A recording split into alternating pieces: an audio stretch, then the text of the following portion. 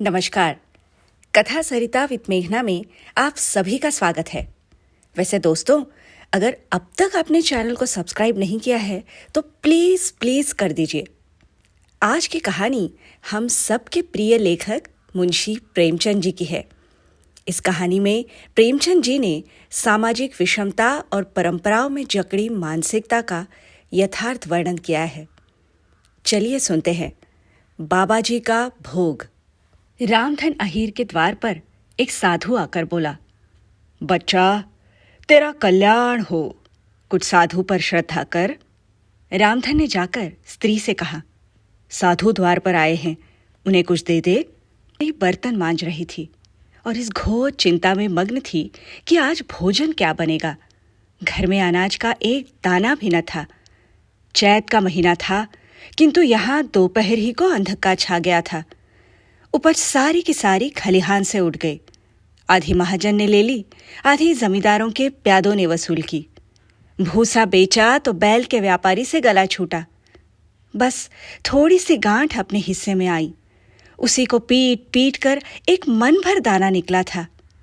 किसी तरह चैत का महीना पार हुआ। अब आगे क्या होगा, क्या बैल खाएंगे, क्या घर के प्राणी खाएंगे, ये ईश्वर ही जाने। पर द्वार पर साधु आ गया है, उसे निराश कैसे लौटाए? अपने दिल में क्या कहेगा? स्त्री ने कहा, क्या दे दूं, कुछ तो रहा नहीं। रामधन, जा देख तो मटके में कुछ आटा वाटा मिल जाए तो ले आ। स्त्री ने कहा, मटके झाड़ पोंछ कर तो कल ही चूल्हा जलाया था, क्या उसमें बरकत होगी? रामधन, तो मुझसे यह नहीं कहा जाएगा कि बाबा घर में कुछ नहीं है, किसी के घर से मांग ला। स्त्री, जिससे लिया उसे देने की नौबत नहीं आई, अब और किस मुंह से मांगू? रामधन, देवताओं के लिए कुछ अंगोला निकाला है ना, वही ले आ, दे आऊं? स्त्री, देवताओं की पूजा कहाँ से होगी? रामधन, देवता मांगने तो नहीं आते, समाई होगी करना, न समाई होगी न करना। स्त्री, अरे तो कुछ अंगोवा भी पंसेरी दो पंसेरी है, बहुत होगा तो आधा सेर, इसके बाद क्या फिर कोई साधु ना आएगा? उसे तो जवाब देना ही पड़ेगा। रामधन, ये बला तो टलेगी, फिर देखी जाएगी। स्त्री झुंझला कर उठी और एक छोटी सी हांडी उठा लाई, जिसमें मुश्किल से आधा सेर आटा था। वह गेहूं का आटा बड़े यत्न से देवताओं के लिए रखा हुआ था। रामधन कुछ देर खड़ा सोचता रहा। तब आटा एक कटोरी में रखकर बाहर आया और साधु की झोली में डाल दिया।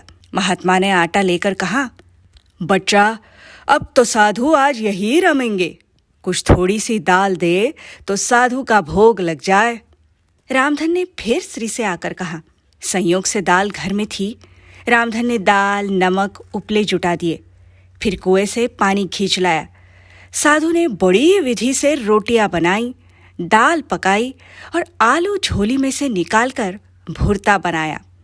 जब सब सामग्री तैयार हो गई तो रामधन से बोले, बच्चा, भगवान के भोग के लिए कौड़ी भर घी चाहिए, रसोई पवित्र न होगी तो भोग कैसे लगेगा? रामधन, बाबा जी, घी तो घर में न होगा।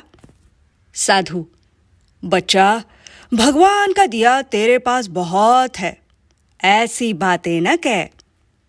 रामधन, महाराज, मेरे गाय भैंस कुछ नहीं है, घी कहाँ से होगा? साधु, बच्चा, भगवान के भंडार में सब कुछ है, जाकर मालकिन से कहे तो। रामधन ने जाकर स्त्री से कहा, घी मांगते हैं, मांगने को भीख, पर बिना घी कौर नहीं धसता।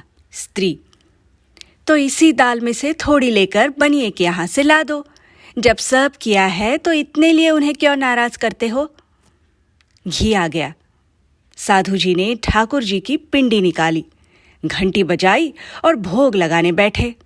खूब तनकर खाया, फिर पेट पर हाथ फेरते हुए द्वार पर लेट गए। थाली, बटली और करछी रामधन घर में मांजने के लिए उठा लेके आया। उस रात रामधन के घर चूल्हा नहीं जला, खाली दाल पकाकर ही पी ली। रामधन लेटा तो सोच रहा था, मुझसे तो यही अच्छे।